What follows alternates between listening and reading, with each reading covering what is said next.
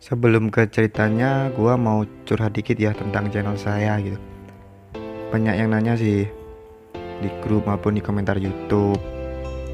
Udah lama banget nggak upload gitu ya. Gimana ya? Udah hampir 1 bulan sih, atau mungkin lebih. Jadi gini, masuk ke intinya aja lah. Intinya channel saya itu dapat teguran dikit lah dari YouTube. Maksudnya nggak ada dampak dari channel saya gitu, nggak, cuman teguran biasa. Dan semenjak itu video saya hapusin semua sih. Ya memang saya hapusin semua.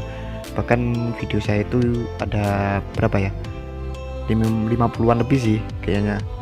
Ini tuh semua saya hapusin, tinggal 2 sih belum saya hapus, itu masih saya privasi gitu. Nah, dan alasan yang kedua gimana ya, eh ya wajar sih, setiap orang pasti punya kesibukan gitulah. Nah, di sisi lain saya itu lagi kursus pakor bahasa Korea. Ya lumayan lama sih, berapa bulan gitu. Eh, Mulai 4 sih katanya, 4 atau 5 bulan gitu. Dan gua minta doanya semoga diberi kelancaran gitu. Kan doa itu kan gratis ya kan, apalagi di bulan Ramadan kayak gini ya kan. Dan itulah tadi alasan saya kenapa saya itu nggak upload. Udah lama, 1 bulan lebih sih kayaknya, seingat saya sih. Dan video saya hapusin semua. Memang sengaja saya hapus biar gimana ya, intinya saya itu pengen aja gitu mulai dari awal lagi gitu. Ya anggap aja video ini video pertama gua gitu. Dan biar nggak lama lagi, kali ini gua akan bercerita tentang anime donghua yang berjudul Nine Song of the Moving Heaven, atau dalam bahasa Koreanya Kinsey Mingyu Yansing Jiuge kalau nggak salah sih. Dan sebelumnya mohon maaf kalau ada kesalahan dalam cerita saya, atau mungkin kalian kurang puas bisa nonton videonya langsung ya.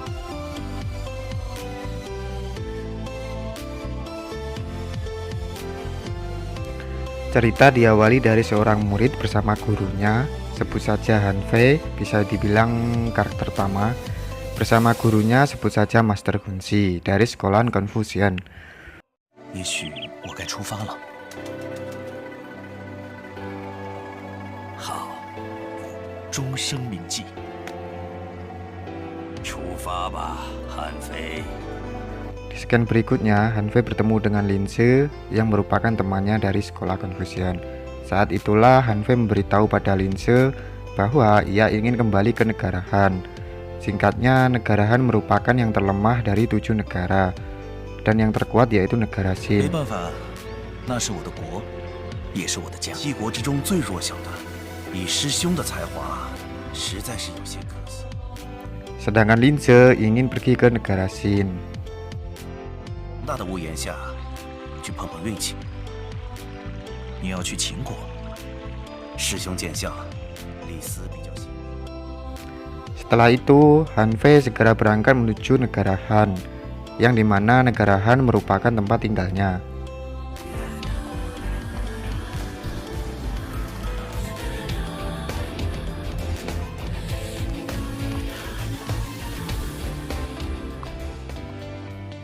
Karena perjalanan yang cukup panjang, akhirnya Hanfei beristirahat di dekat sebuah danau.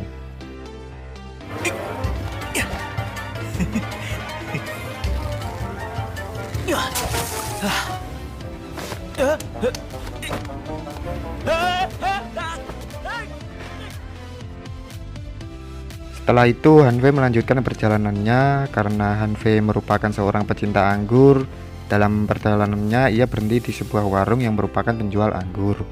来酒，要好酒，这就是好酒啊！一样多少？2大壶，1壶给我，1壶给他。 Karena perjalanan yang sebelumnya mengakibatkan ia kehilangan dompetnya, akhirnya Hanfei menukar 2 botol anggur tersebut dengan kalung pemberian dari adik perempuannya, yaitu seorang putri Kaisar Han. 肚子饿了，去钓鱼，钓到大鱼，结果人掉到河里了。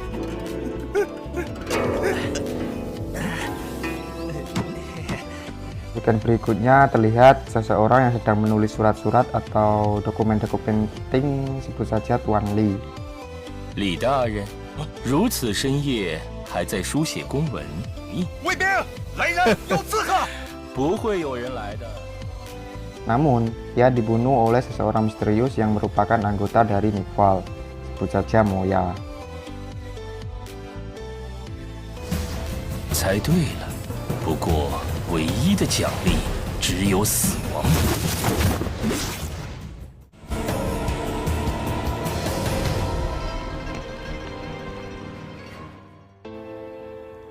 Di sisi lain, Lince yang sudah datang di negara Xin dan bertemu dengan Perdana Menteri Xin karena tujuannya untuk mengabdi dan menunjukkan bakatnya. Ya, bisa dibilang sebagai pelayan utama negara Xin gitu. 你叫什么？学生李斯。 Sedangkan Han Fei yang masih dalam perjalanan akhirnya sampai di perbatasan. 我回来了。 Saat ia tiba di negara Han, ia bertemu dengan adik perempuannya, yaitu sebut saja Putri Honglian yang merupakan seorang putri Kaisar Han. 红莲，你终于回来了，哥哥，想死我了。你看看，大街上这么多人啊！ Setelah itu kita diperlihatkan seseorang yang bernama Zinu, merupakan pemilik rumah anggrek ungu, bersama seseorang yang bernama Nong Yu. Untuk Nong Yu nanti akan ada ceritanya sendiri, kita lanjut saja.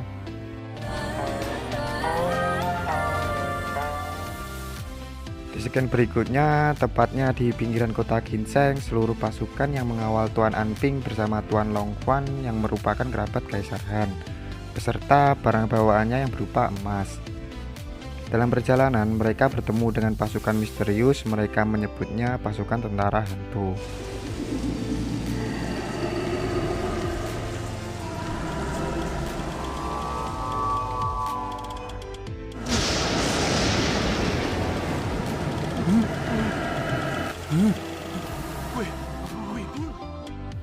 Tiba-tiba semua barang bawaannya pun lenyap.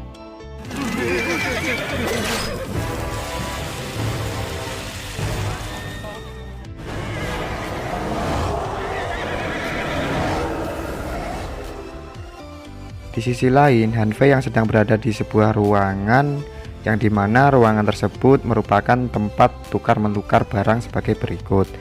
Yang pertama ada cawan naga, dan yang kedua ada sepasang gelang giok, dan yang ketiga ada kristal gelap panah. Dan Han Fei membawa barang yang terlihat seperti cangkir, yang nggak salah lagi untuk pecinta anggur. Dan yang terakhir ada sebuah kota rahasia, kata pemilik kota tersebut boleh dibuka hanya saat dibawa pulang ya, saat dibawa pulang. Jadi intinya nggak boleh dibuka di tempat gitu. 那就是在交换之前不能打。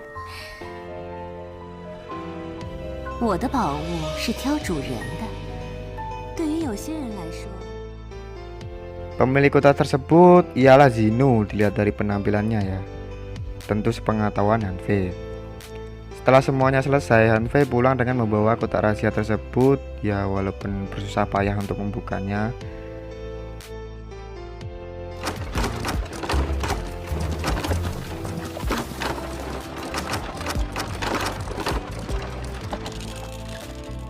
Setelah berhasil terbuka, walaupun nggak begitu jelas isinya, jika menurut saya di situ terlihat sedikit ya berwarna kuning.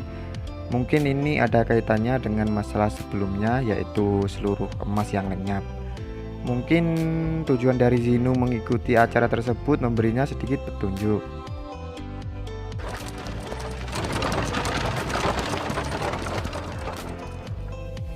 Di sekian berikutnya terlihat seorang pelayan dan ia terkejut saat melihat tuannya yang bernama Nangong Cho mati dengan cara yang mengenaskan.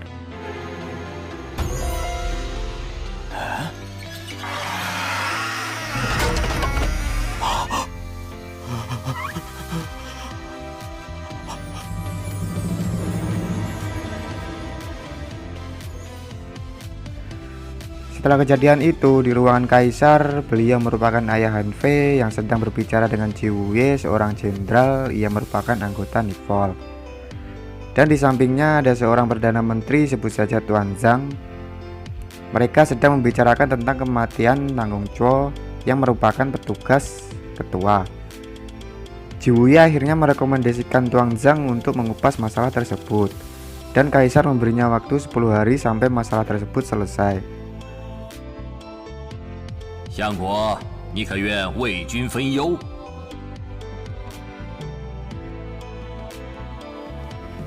臣愿意。好，好，我给你10天时间，到期未能破案，请当自知。 Tuan Zhang beserta tangan kanannya, sebut saja Zifang, merasa bahwa Ji Wuye ingin menjatuhkannya. Ya memang Ji Wuye itu merupakan orang yang sangat licik gitu, serta haus akan kekuasaan gitu. Mungkin saja masalah ini ada kaitannya. Zifang mempunyai keinginan untuk merekomendasi Han Fei untuk masalah ini. 如果韩国还有人能解开这个谜题，那一定是那个人。 Di sisi lain, Han Fei yang sedang berada di sebuah ruangan yang menatapi sebuah kota yang berisi pedang. Saya kasih penjelasan sedikit ya. Pedang itu bernama Nilin, dan uniknya pedang itu memiliki semacam arwah gitu, atau mungkin memang wujudnya seperti itu. Menurut saya sih bisa dibilang gimana ya? Ya kertu as lah.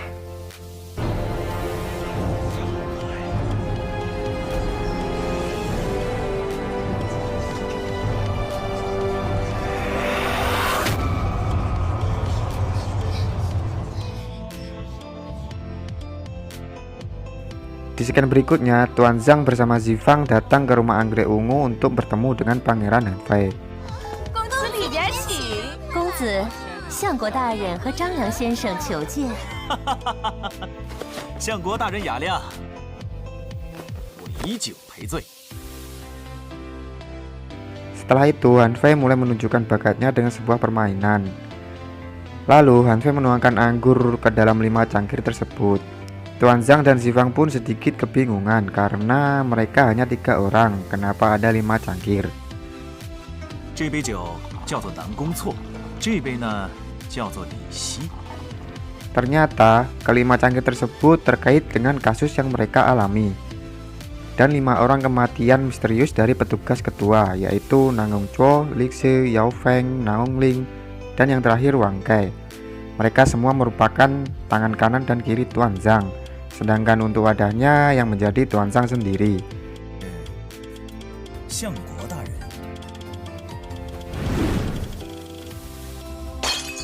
Dalam kasus ini, mungkin yang diincar adalah Perdana Menteri Tuan Zhang.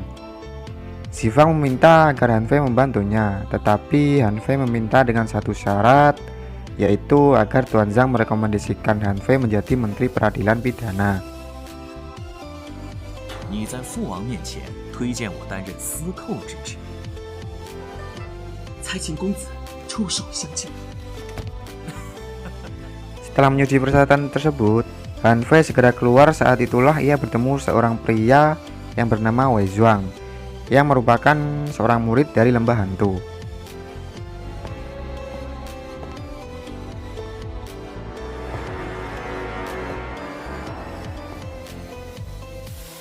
Di sekian berikutnya, Han Fei bersama Zifang datang menemui Tuan Longquan dan Tuan Anping untuk mengetahui cerita tentang pasukan hantu dan persediaan yang lenyap.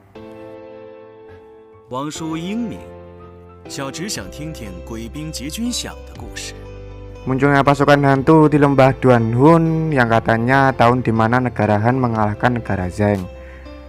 Han Ayo berjanji untuk mengampuni hidup dari prajurit yang menyerah, tapi pada akhirnya dia mengubur hidup-hidup 5.000 prajurit Zheng yang menyerah di luar kota Ginseng. Maka dari itu mungkin tujuan dari pasukan hantu untuk balas dendam. 据说这次就是这些亡魂死不瞑目，讨债了。 Di saat itulah Han Fei menunjukkan emas yang ia dapat dari pelelangan barang sebelumnya. dan beralasan bahwa ia datang ke lokasi tepatnya munculnya pasukan hantu dan mengambil beberapa emas yang tersisa.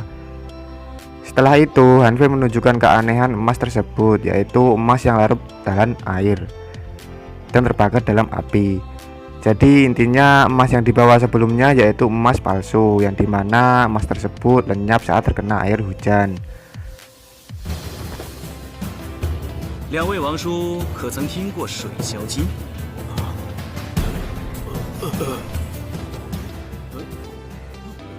Saat itulah Hanfei mulai curiga pada Tuan Anping dan Tuan Longquan membicarakan tentang sup 7 harta tulang naga yang pembuatannya memakan waktu hingga 18 jam dan dimakan di hari yang sama, jadi dimakan selagi masih hangat gitu.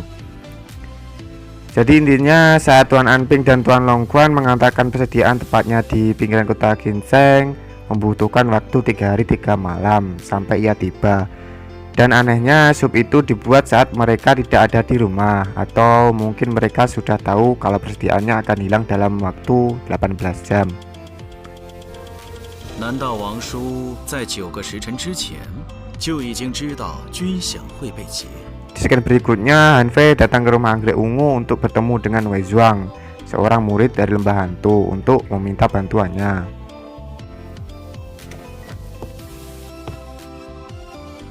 一怒而诸侯惧，安居则天下息。但是要做成这件事，需要你的帮助。 Setelah ia pulang dari rumah anggrek ungu, di jalan yang sangat sepi, tiba-tiba ia bertemu dengan pasukan hantu.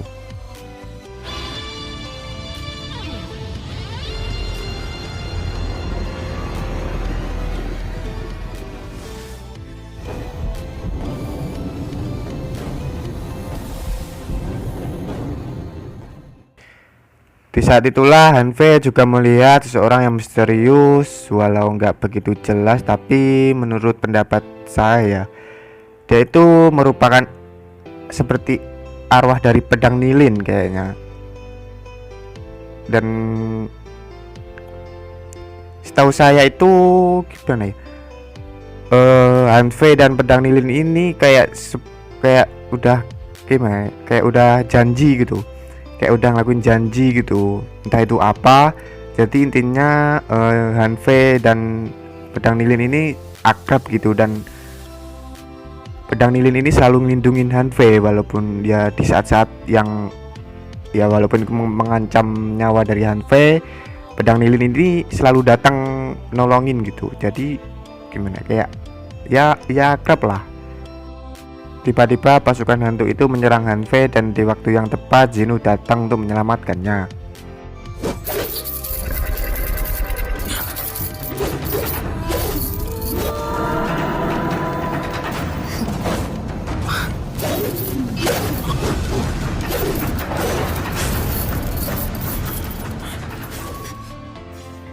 Di scan berikutnya, Tuan Longquan bersama Tuan Anping atas keputusan dari Kaisar ia dijadikan tahanan. Dan ini semua termasuk trik dari Hanfei.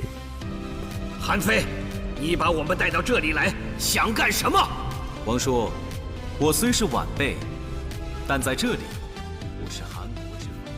Mereka dipenjara secara terpisah, tujuannya agar mereka tidak bisa saling berkomunikasi atau saling bersekongkol gitulah saat diinterogasi. Tak lama kemudian akhirnya mereka mau mengakui kesalahannya, namun saat Hanfei dan Zifang datang mereka sudah dibunuh oleh pasukan hantu.